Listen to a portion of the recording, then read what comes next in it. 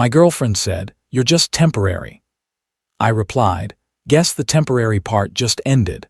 Then I paid for my meal, took back the gift I spent weeks creating, walked out of her birthday dinner, and watched from a distance as one cruel toast quietly shattered her perfect social image.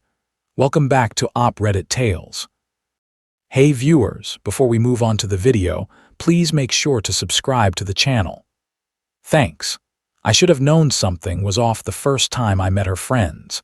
3 months into dating, Vanessa finally invited me to meet her core group.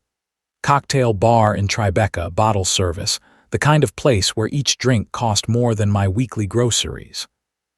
I showed up in my best blazer. Nice, clean, off the rack. Everyone else looked like they had stepped out of a magazine. Connor, Brittany's husband, was the first to ask, "So, Nathan, what do you do?" "Architecture," I said, polite nods around the table. "Which firm?" Connor asked, leaning forward, fingers tapping his watch. I named it. "A mid-sized firm, respected, good work." "Oh," his smile faded a little. "I thought you meant one of the big ones." The conversation slid away. I felt like I had just failed a test nobody told me about. Sometimes the first red flag is not what your partner says, but what they let their friends say about you. In the Uber home, Vanessa was quiet. "You were quiet tonight," she finally said. "I felt like I was being interviewed for a job I did not apply for," I said. "What does that mean?" "Your friends spent the night trying to decide if I was worth your time based on my resume." "They are just protective," she said. "They have seen me date guys who what? Who did not have the right credentials." "That is not fair," I turned to her. "Do you care about those things?" "No, of course not." She took my hand. "I like you for you." "Good, because that is all I have to offer." "That is all I want," she said and kissed me. She was lying to me, to herself, or both. The signs were there. I just did not want to see them. Month 4, my firm won a small but respected design award. It mattered to me in a real way. Vanessa posted about it once on her story. No tag, no mention of my name. When I asked why, she said, "I do not like mixing personal and professional online." Month 5, we ran into her ex, Preston, at a charity gala. Finance, fancy watch, stories about his place in the Hamptons. Vanessa lit up talking to him in a way I had not seen in weeks. On the drive home, she stared out the window. "What?" I asked. "Nothing," she said, but something had shifted. Month 6, my parents came to visit the city. I was excited for Vanessa to finally meet them properly. My dad talked about years in the machine shop. My mom talked about their small apartment in Queens. Vanessa smiled politely and checked her phone every few minutes. Later, she called them sweet in a tone that sounded more like simple. By month 7, she was mentioning Preston constantly. "Preston took me to this restaurant." "Preston knows the owner of that gallery," I noticed. "I am not insecure, but I am not blind." Then came her birthday. 2 weeks before, Vanessa announced she wanted to do something big. I thought it would be something intimate. Instead, she sent me a guest list. 16 people, most I had never met. I looked at the restaurant she had picked. Maria. "That is like 300 a person." "It is my birthday," she said. "I only turned 28 once." "I am not saying do not celebrate. I am saying maybe pick somewhere more reasonable. I would love to take you somewhere special, just the two of us." God, you sound like my dad trying to teach me about budgets. "Nathan, everyone pays for themselves. You can afford one nice dinner, cannot you? It is not about affording it. Then what is it about? It is about you wanting to perform for people instead of just being with them." Her expression went cold. "Not everyone is satisfied with just being, Nathan. Some of us have standards." That one landed. She knew it. She did not apologize. This is where a lot of people feel the shift but still stay. You tell yourself it is just stress, or her friends, instead of admitting the respect is missing. The week before her birthday, I finished her gift. I had been working on it for weeks, a custom architectural drawing of the building where we first met. That gallery where we talked for 3 hours straight, where she told me I was the most interesting person she had met in years. I showed it to my sister Sophie. "It is gorgeous," she said. "She better appreciate this." "She will," I said. Sophie looked at me. "Nate, are you happy?" "What kind of question is that?" "A real one."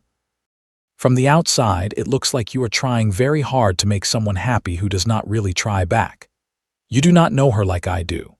Maybe, or maybe I see her clearer because I am not in love with her.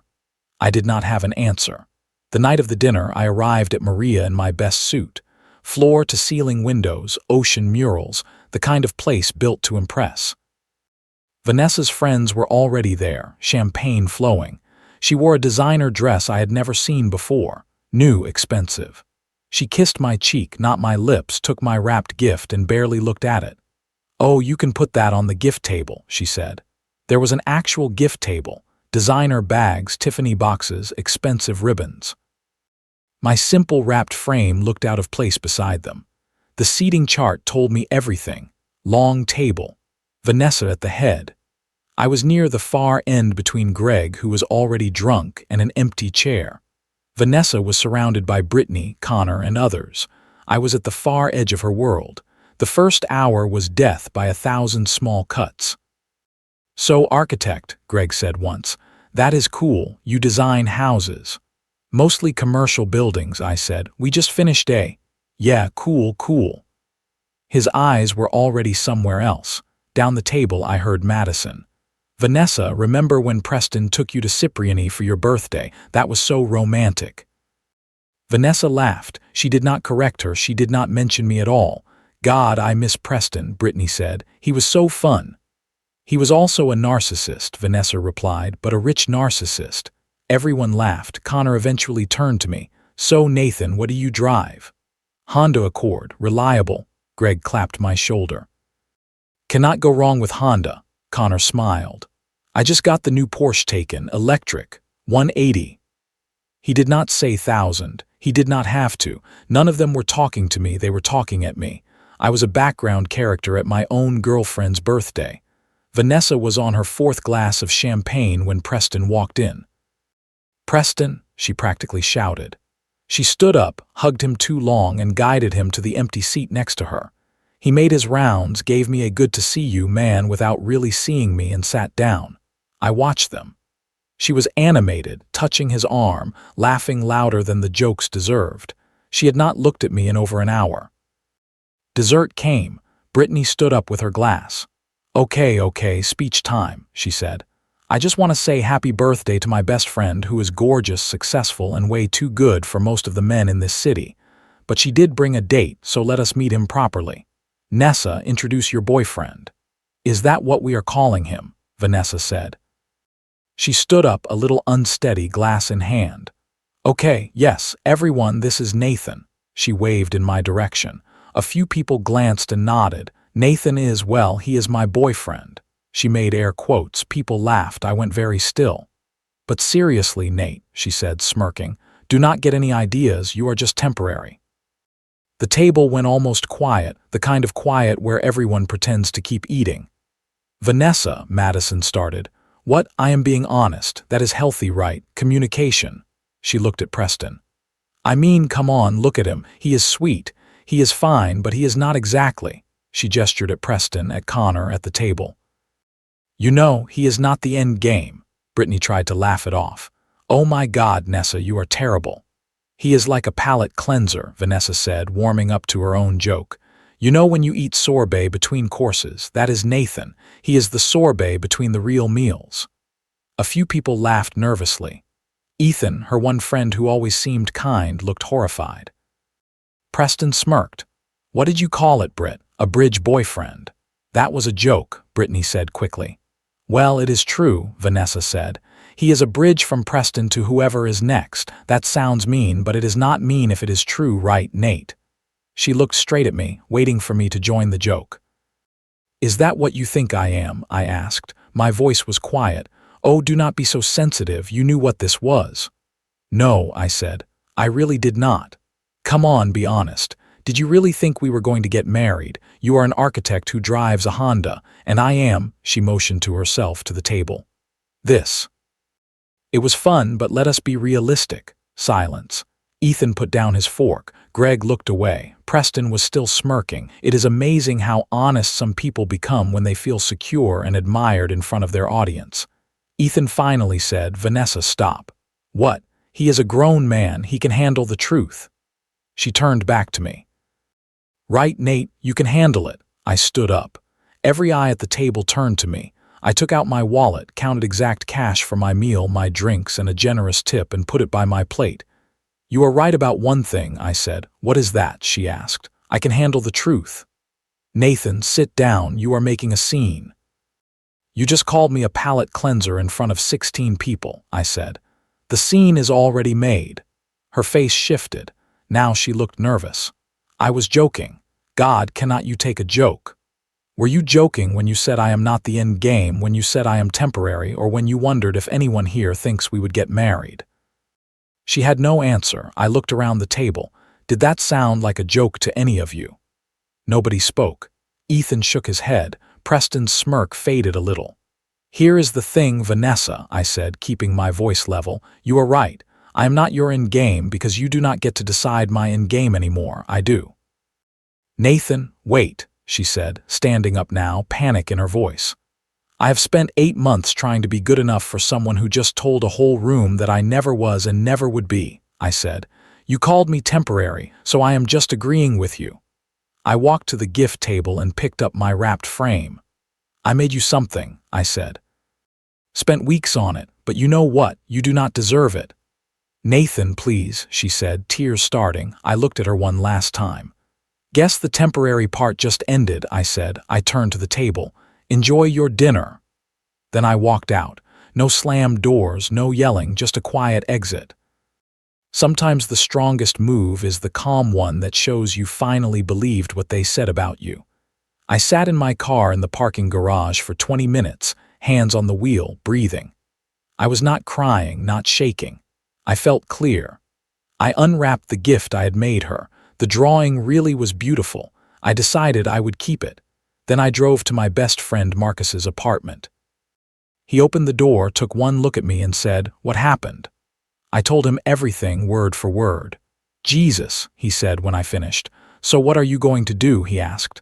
"Nothing," I said. "What is there to do? She said what she thinks. I left. It is done." "She is going to call," Marcus said, "at some point." "And are you going to answer?"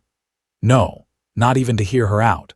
"She called me a palate cleanser in front of her ex and her friends," I said. "What is there to hear? An apology for saying what she really believes. She did me a favor. She finally told the truth." At 1047 p.m., my phone started ringing. "Vanessa," I let it ring out. Marcus watched me. "You are really not going to answer?" "No." She called again at 1052 and left a voicemail. "Nate, hi, it is me. I think we should talk. I was drinking and I said some things that came out wrong. You know how I get when I drink. It was supposed to be funny. Everyone was laughing. I was just playing to the crowd. Call me back, please." I deleted it without finishing. She called again at 1147. "Nathan, please, I am sorry, okay? I did not mean you were temporary. I was drunk and stupid and trying to impress people who do not even matter. You matter. You have always mattered. Please call me back. I can fix this." Then the texts. "Are you awake? I know you see these. I am sorry. Call me." All delivered. None read. I turned the phone face down and went to sleep on Marcus's couch. I woke up Saturday morning having slept better than I had in months. 23 messages. 6 missed calls. I did not open any of them. By Sunday, her tone had shifted. "You are really going to ignore me over a joke? This is childish. We need to talk like adults." Then my sister called. "Did Vanessa call you?" I asked. "Yeah," Sophie said. "I told her to lose my number." "What did she say?"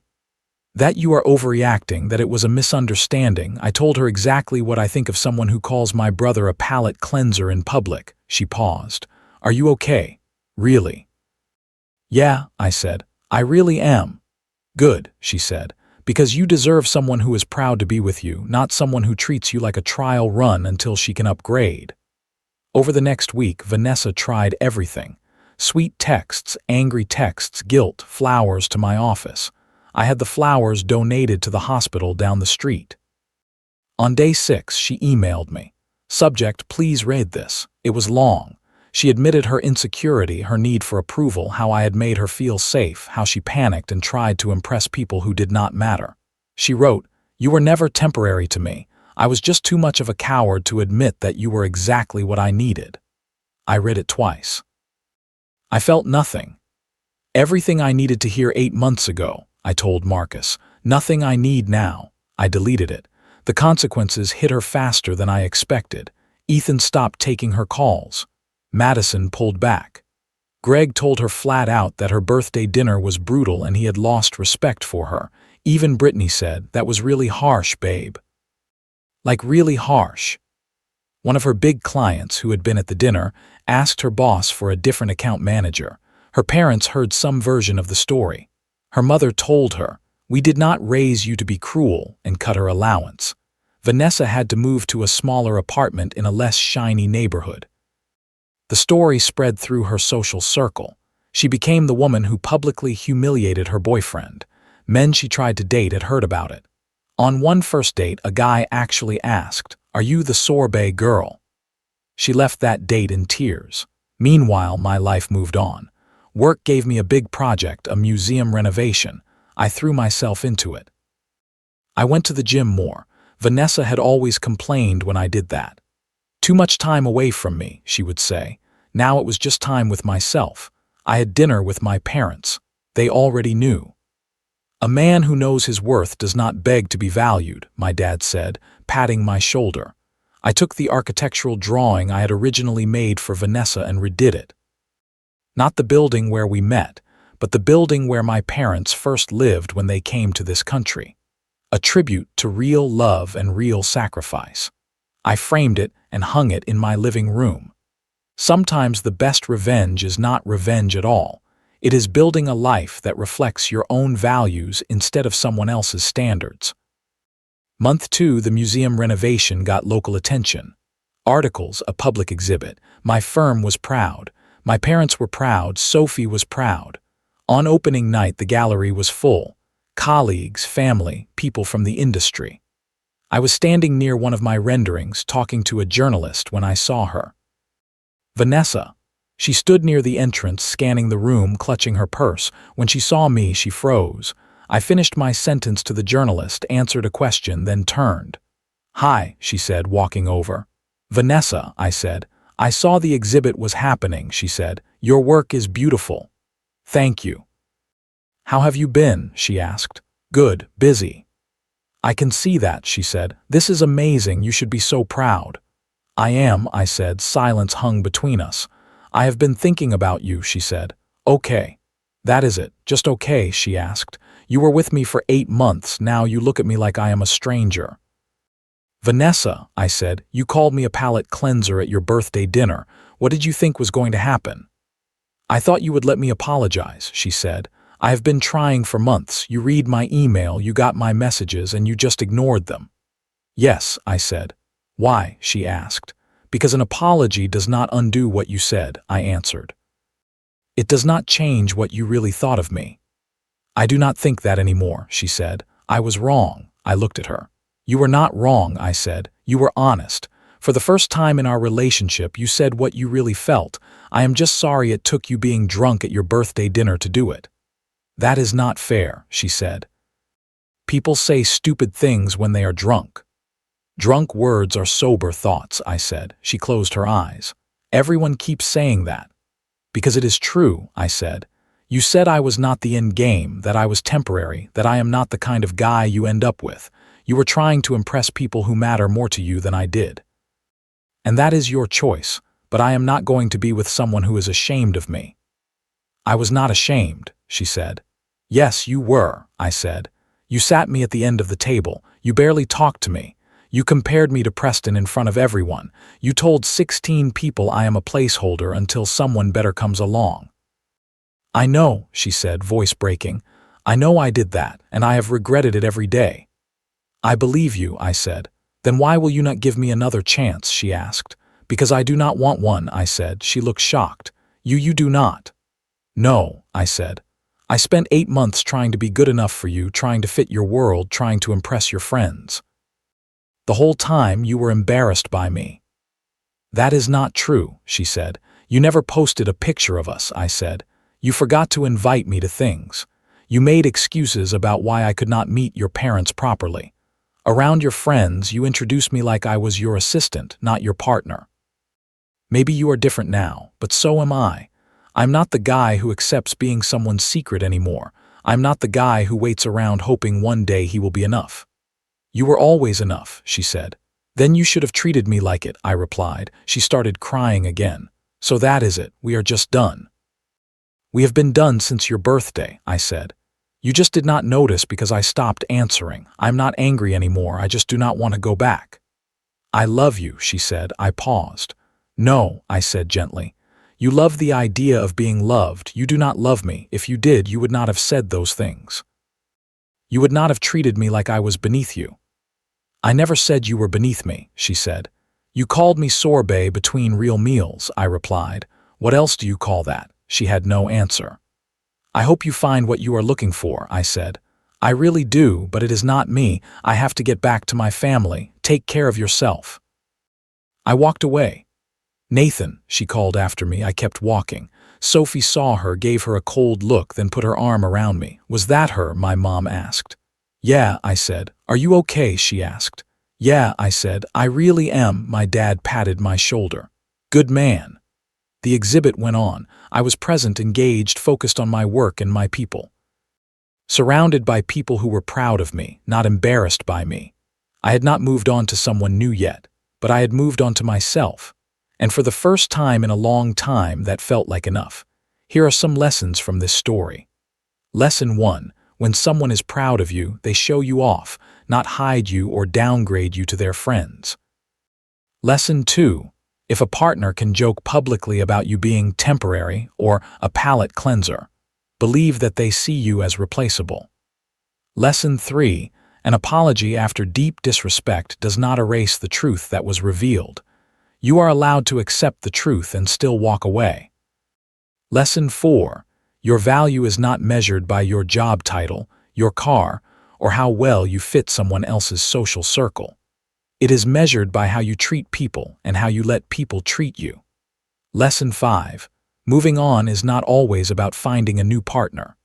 Sometimes it is about finding your self-respect again and building a life that reflects what you value. What would you have done at that birthday dinner when Vanessa called Nathan temporary in front of everyone? Do you think walking out and going no contact was the right decision, or would you have handled it another way? Share your thoughts in the comments. Someone who feels like the palate cleanser in their relationship might need to hear your perspective.